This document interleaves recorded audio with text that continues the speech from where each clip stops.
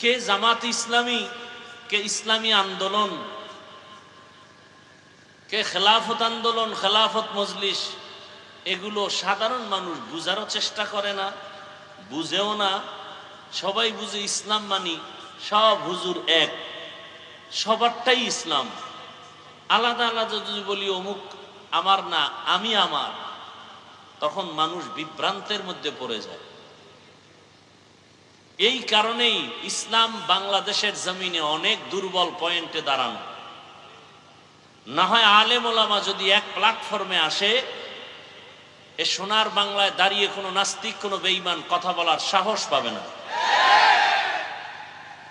কিন্তু কোটি কোটি টাকা ব্যয় করা হচ্ছে কিছু মুনাফেকদের মাধ্যমে, যেন আলেমরা এক হতে না পারে। বড় কঠিন হালাত, বড় আশ্চর্য লাগে। জীবনে ভাবার মতো না যে এরা এরা হুজুর এক হবে। কিন্তু আল্লাহর শকর যে ওলামায়ে কেরামের মাঝে ইসলামের ব্যানার ভিন্ন ভিন্ন থাকলেও নির্বাচন কেন্দ্রিক যে একটা এক হওয়ার প্রবণতা, যাদের নিয়ে কল্পনা ছিল না তারা এক হয়ে গেছে, আর যাদের নিয়ে টেনশন ছিল না তাদের নিয়ে টেনশন বেড়ে গেছে। কপাল খারাপ, আমাদের কপাল খারাপ, বলার কিচ্ছু নাই। তুমি জানো এই ফতুল্লা থানা এটা কোন বাজার? কদমতলি। এখানে মাছ বাজার নাই? রায়েরবাগ আছে না? রায়েরবাগ মাছ বাজার একটা আলাদা। তুমি জানো মাছ বাজারে গেলে মাছই পাবা, সেখানে আর চাল ডাল পাবা না। তুমি সেই মাছ বাজারে স্বর্ণ খুঁজো কেন?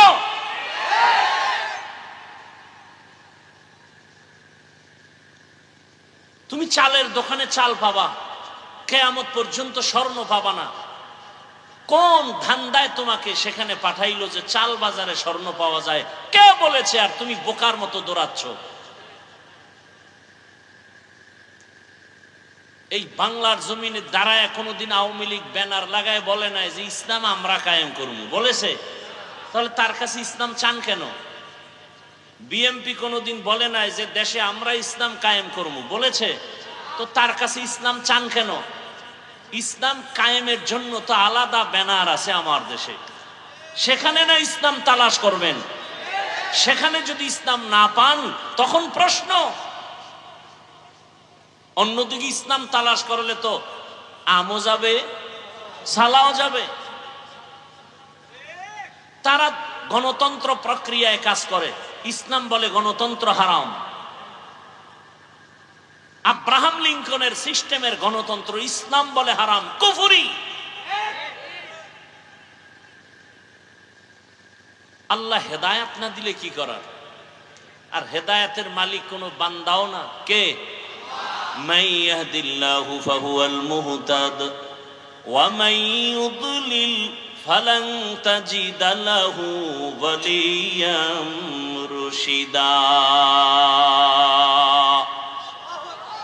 আল্লাহ উলামায়ে কেরামদের এক ও নেক বানায় দেন। তবে আপনাদেরও কিছু দোষ আছে নাকি? আপনারা দরবেশ, দোষ নাই? যারা উলামায়ে কেরামের বিরুদ্ধে ফেসবুকে লেখেন, আলেমরা এক হওয়ার পেছনে আপনারাও অনেক বাধা।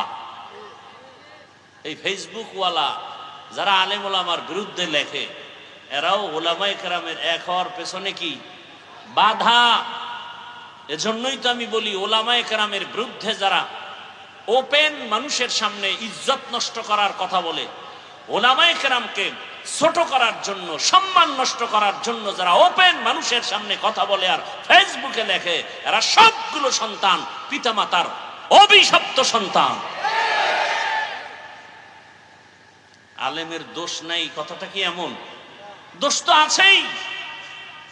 সেই দোষ ধরার মতো সুযোগ আছে না? কেমনে বুঝাই? নামাজে ইমামতি করে বারবার বলি, ইমাম সাহেব নামাজে ভুল করতে পারেন না? ভুল যদি হয়ে যায় নিয়ম কি? কথা বলেন না কেন? লোকমা দিবেন।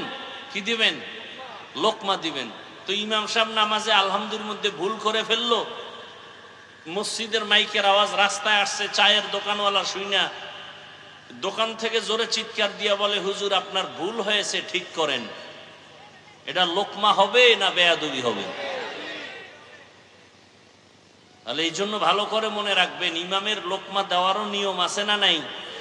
ওলামায়ে কেরাম ভুল করলে সেই ভুল শোধরাইয়া দেওয়ার নিয়ম নীতি ফেসবুক না, জনসাধারণের সামনে মাইকে তার সম্মান নষ্ট করা না।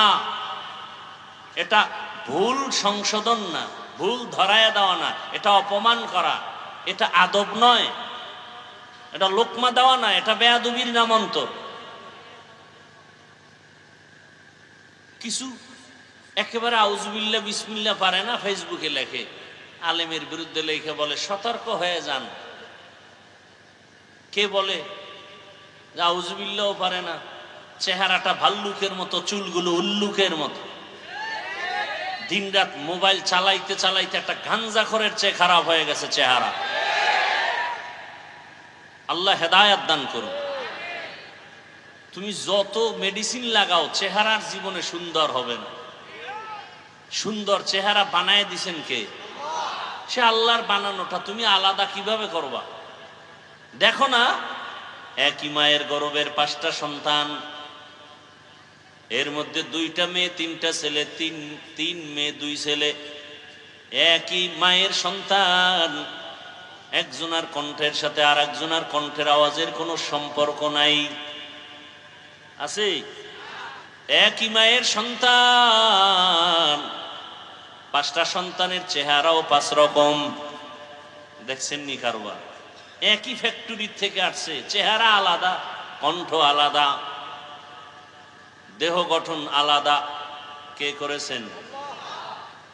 দুনিয়ার সব মানুষ, হাজার হাজার হাজার হাজার হাজার হাজার কোটি মানুষ, আল্লাহ যত মানুষ বানাইছেন, আদম থেকে আজ পর্যন্ত যত মানুষ, সারা দুনিয়ার মানুষ যদি এক জায়গায় মিলায় দাও, সব মানুষ এক। বলে আঙ্গুলের একটা টিপ লাগায় দেখ, পৃথিবীর কারো আঙ্গুলের সাথে অন্যের আঙ্গুলের ছাপে মিল হবে না।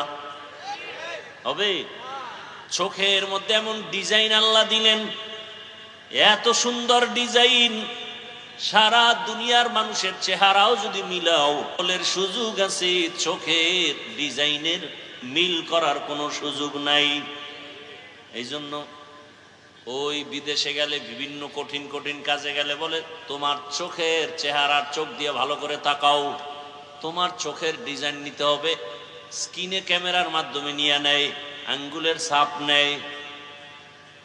দুনিয়ার কারো আঙ্গুলের ছাপের সাথে কারোটার মিল নাই। কুদরত কাদের কুদরত দারি বার কামাল, আন্তা রব্বি আন্তা হাসবি জুল জালাল, তুহি কাদের জলিলুল্লাহ জাহাদার, বহর হালে তুহি মেরা নিগাহদার। তাহলে আল্লাহ তাআলা মানুষ দুনিয়াতে পাঠাইয়া মানুষকে চলার জন্য নিয়ম নীতি দিছেন, মানুষের সম্মান বজায় রাখার ব্যবস্থাও করেছেন। আল্লাহ তাআলা বলেন, ও দুনিয়ার মানুষ, আমি তোমাদের বানানোর পরে তোমার জীবনের সব প্রয়োজনের ব্যবস্থাও করেছি, অতএব আমার কাছেই চাইতে হবে, আমি আল্লাহ তোমার সব চাহিদা পূরণ করব। চাওয়ার আগেই তো সব দিয়া দিলাম, আরো কিছু যদি প্রয়োজন হয় আমার কাছে চাও। রহমতের নবী বলেন, ইজা সাআলতা ফাসআলিল্লাহ ওয়া ইজাস্তাআনতা ফাস্তাইন বিল্লাহ। যদি প্রশ্ন করো, সাইল করো, কার কাছে করো? আল্লাহর কাছে চাও। কারণ দুনিয়াওয়ালারা সব ফকির, এজন্য দুনিয়াওয়ালারা চাইলে কষ্ট পায়। আল্লাহ হলেন ধনী, আল্লাহ বলেন আমার কাছে চাইলে আমি খুশি। ইয়া আইয়ুহান নাস আনতুমুল ফুকারাউ ইলাল্লাহ ওয়াল্লাহু হুয়াল গনিয়্যুল হামিদ।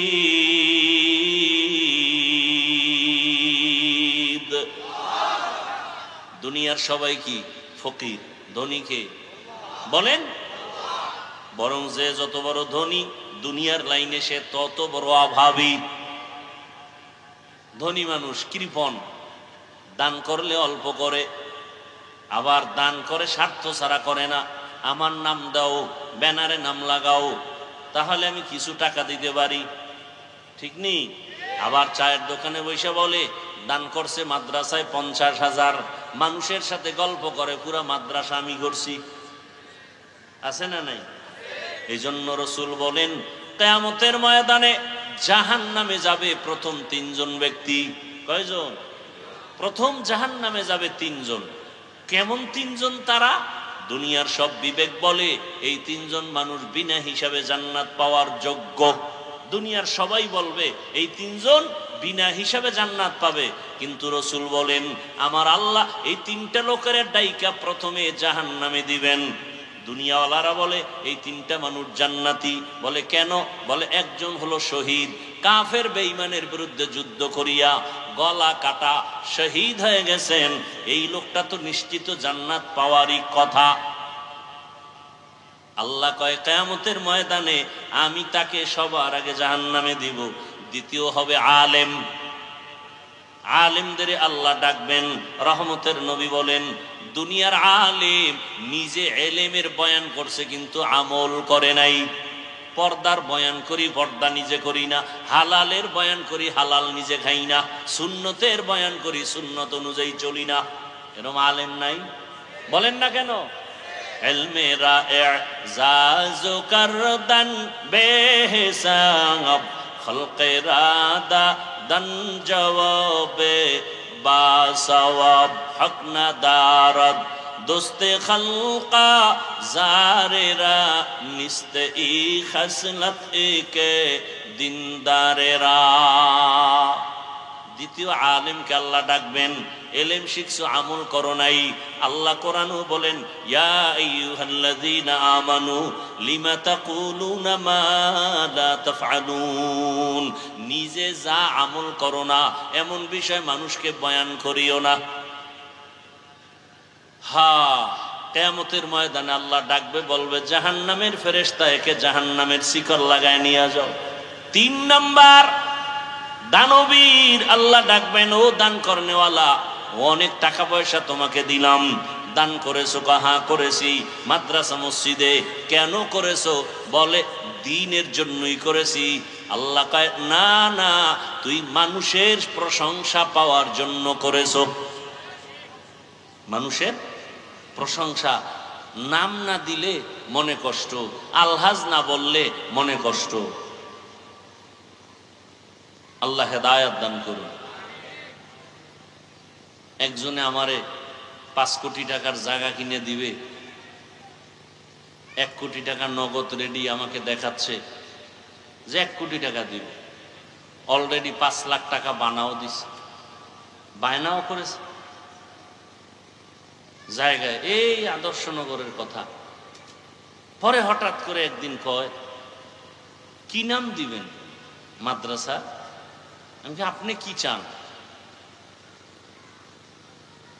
আমি চাই আমার শাশুড়ির নাম দিবেন, বউয়ের নাম দিবেন, শাশুড় শ্বশুরের নাম দিবেন। আমি কইলাম আমি আমার নামই দিব না, আমি নাম দিব তালিমিয়া। লোকটা সেখান থেকেই ব্যাক করলো, ব্যাক কইরা চলে গেল জগতের এক পার্শ্বে গিয়া শাশুড়ির নাম, বউয়ের নাম, শ্বশুরের নাম 13টা নাম দিয়া মাদ্রাসা করছে। ঘুরে টুরে 2 বছর পরে কয় হুজুর আইয়েন আমার মাদ্রাসা একটা ওয়াজ লাগবে। গিয়ে দেখি ঠিকই কারবার ঘটায় ফেলাইছে। 6 মাস পরে একজন হুজুর পাল্টায়, উন্দুর পরে আর মরে। বিল্ডিং করার নাম মাদ্রাসা না। এ জমিনে কোরআনের যত মাদ্রাসা কায়েম আছে চোখের পানিতে, টাকার মাস্তানিতে না। ইলমে রা'ইজাজ করদান বেহিসাব, খলকে রাদা দান জওয়াবে বাসওয়াব। আল্লাহ তাআলার ভালোবাসা আমরা সবাই চাই, কারণ এত সুন্দর কণ্ঠ কে দিছেন? কথা বলেন। আল্লাহ দিছেন। আমাকে হায়াতটা কে দিলেন? আপনার চলাফেরার মতো পা দিলেন কে? খুঁজে খুঁজে যদি দেখেন সব দিনেওয়ালাকে, একমাত্র আমার আল্লাহ।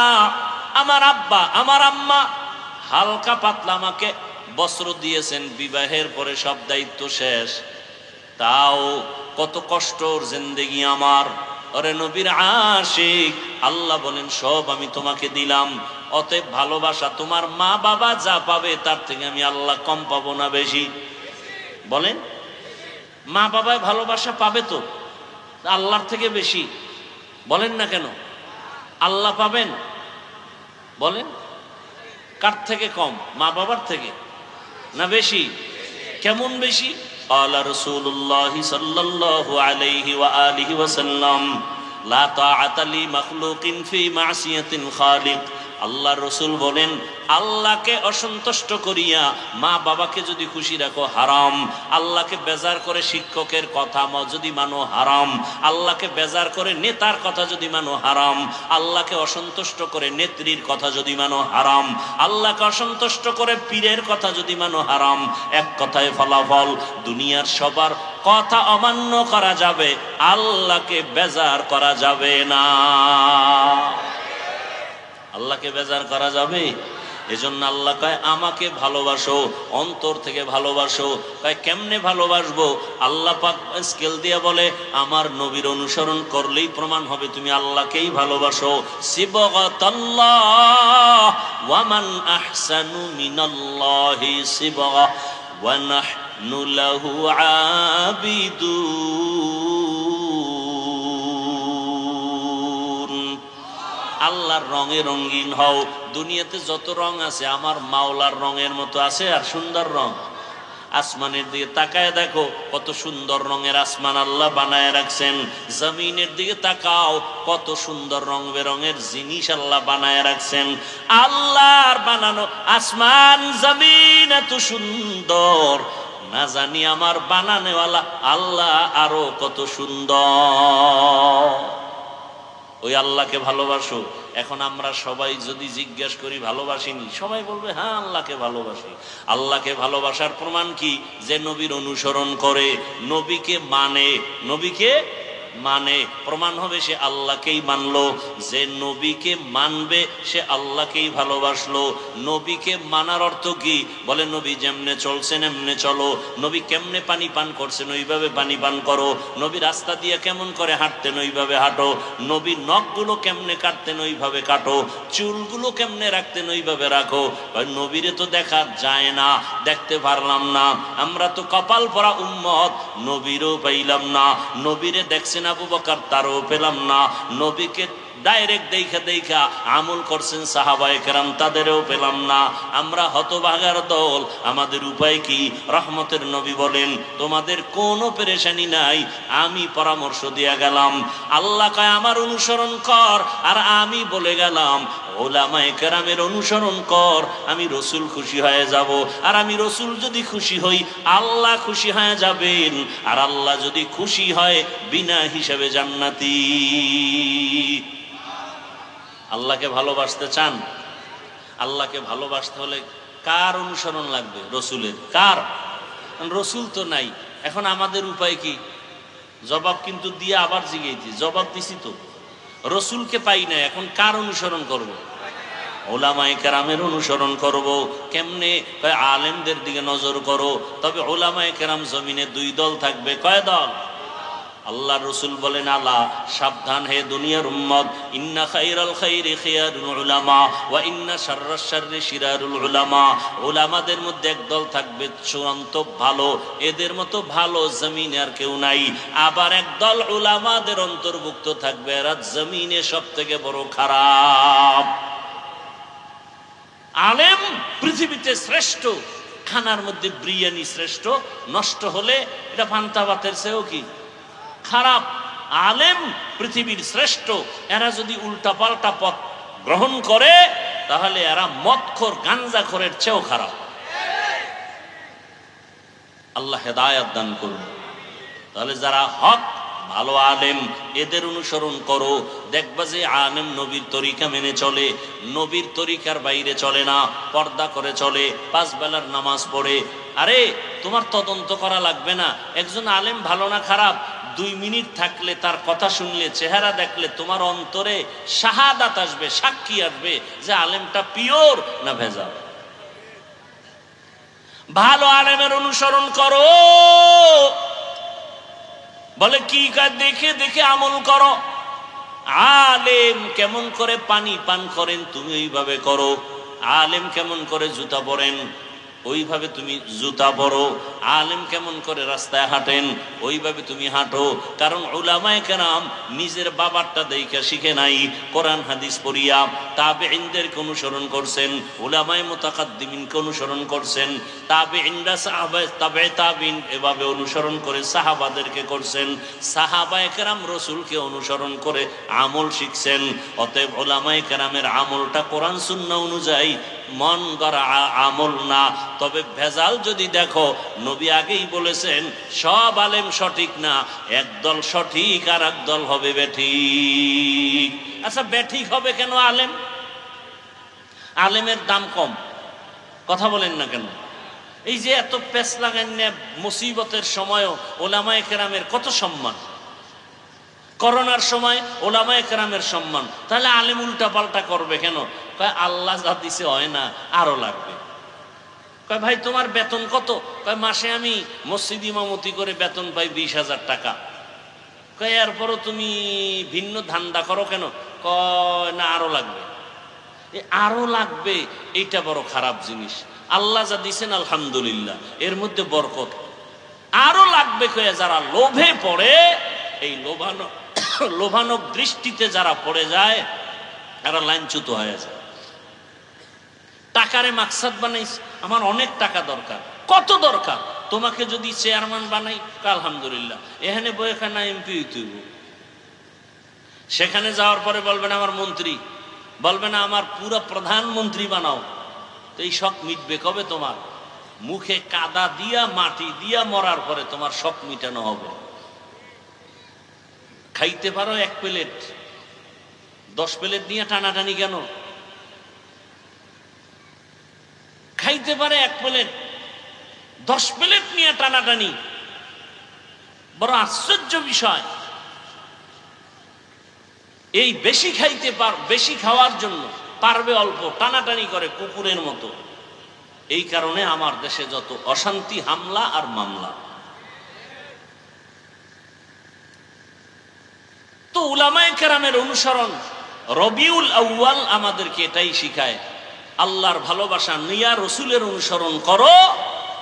আর রসুলের অনুসরণ করলে যদি রসুলকে না পাও, রসুলের প্রতিনিধি, রসুলের মুহাব্বতের বন্ধু উলামায়ে কেরামের অনুসরণ করো।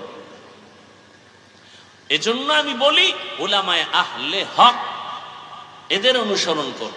উলামায়ে আহলে হক কারা? এরা কখনো বেপরদায় চলবেন, বাম হাতে পানি পান করবেন না, এরা সুন্নতের অনুসরণে চলবেন। এদেরকে দেখে দেখে আমল করো। উলামায়ে কেরামের পরামর্শ নিয়া তোমার আদর্শ ঠিক করো। নামাজে কেমনে দাঁড়াইবা, উলামায়ে কেরাম আহলে হক আলেম দেইকে নামাজ ঠিক করো, রোজা ঠিক করো, পর্দা ঠিক করো। ব্যবসা যদি করতে চাও, ইসলামী ব্যবসার সিস্টেম দেওয়া আছে, ওই সিস্টেমে ব্যবসা করো। নবী সুসংবাদ দিছে তুমি জান্নাতে যাইবা। চাকরি যদি করো, ওখানে ইসলামের সিস্টেম বাতানো আছে, ওই নিয়মে তুমি চাকরি করো। তুমি চাকরি করিও জান্নাতের পথ পাইবা। উলামায়ে কেরাম থেকে জেনে নাও, নিজে নিজে পারবা না, উলামায়ে কেরাম থেকে জেনে জেনে তুমি আমল শুরু করে দাও। আর তোমার উলামায়ে কেরামের থেকে যাইনা শুইনা আমল যা করবা, এর সাথে তুমি আগায়া থাকার জন্য, মজবুত হইয়া চলার জন্য, শয়তানের ধোকায় যেন পিছে পড়তে না হয়, এ কারণে তোমার মা বাবার দোয়া নেও, মুরব্বীদের দোয়া নিয়ে চলো। রসুলের আদর্শের মালা গলায় নিয়া, উলামায়ে কেরামের পরামর্শ নিয়া, মা বাবার দোয়া নিয়া সামনে যদি আগাও, দুনিয়ার সব একদিকে পড়ে যাবে, তোমার লোভানক দৃষ্টিও দিকে যাবে না। ওই লোকগুলো লোভে পড়িয়া কোটি টাকা পাইয়াও যত পেরেশানির মধ্যে আছে, তুমি অল্প টাকায় আনন্দে জীবন কাটাইবা, কোনো পেরেশানি থাকবে না।